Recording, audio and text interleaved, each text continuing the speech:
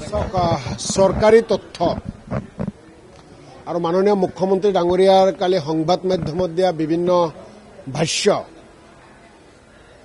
তাৰ পৰা স্পষ্টভাৱে বুজিব পাৰিছোঁ যে তাতে বানৰ কি ভয়াৱহ ছবি, বানৰ কি ভয়াৱহ পৰিস্থিতি।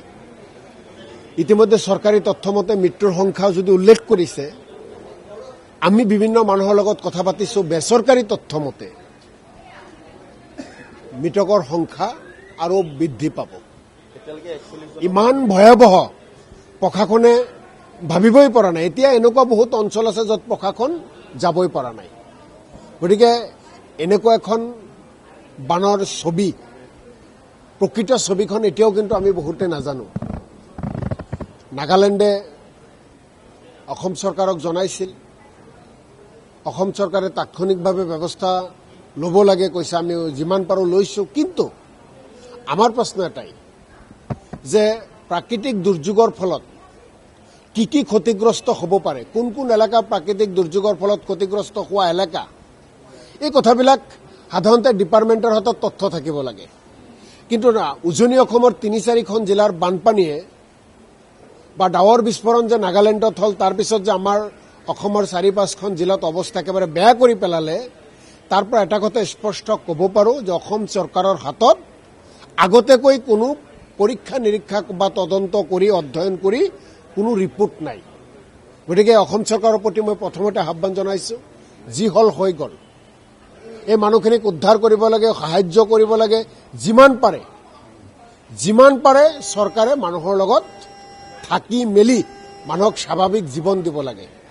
কেন্দ্ৰীয় চৰকাৰক ইয়াত চামিল কৰিব লাগে। আজিৰ তাৰিখ পৰ্যন্ত কেন্দ্ৰীয় চৰকাৰৰ কোনো এজন প্ৰতিনিধি অহা নাই, অত্যন্ত দুৰ্ভাগ্যজনক।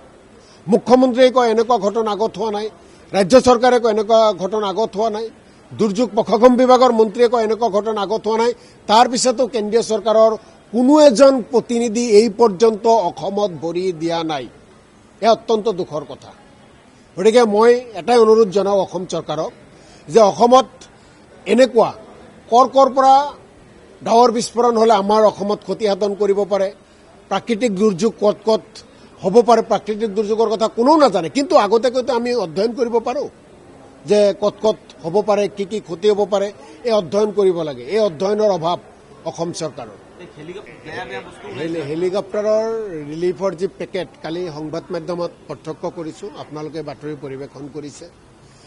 মোৰ এটা কথাই যে হেলিকপ্টাৰেৰে ৰিলিফ দি আছে, এইটো এটা ভাল প্ৰচেষ্টা বুলি মই ক'ম, তাক মই সমালোচনা নকৰোঁ। কিন্তু হেলিকপ্টাৰে কোনসমূহ ঠাইত ৰিলিফ পেলাব, তলত পানী আছেনে, বোকাই আছেনে, ভাল জাগাই আছে, এই বিষয়ে প্ৰশাসনে হেলিকপ্টাৰেৰে ৰিলিফ দিয়া যি হেলিকপ্টাৰৰ সেনা বাহিনীৰ যি দায়িত্ব আছে তেওঁলোকক জনাব লাগে যে কোনটো এলেকাত পেলাব লাগে। গতিকে এই যে সেনা বাহিনী আৰু জিলা প্ৰশাসন, তেওঁলোকৰ মাজত ক'ৰবাত না ক'ৰবাত যোগাযোগৰ অভাৱ হৈছে।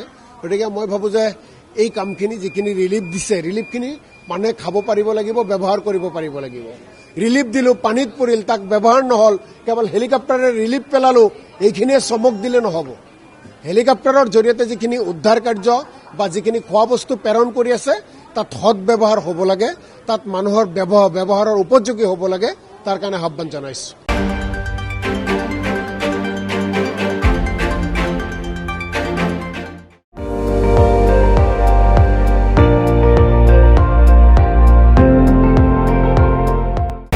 আপুনি চাই আছে ND24, সৰ্বশ্ৰেষ্ঠ নহয়, সৰ্বোত্তমৰ দৌৰত।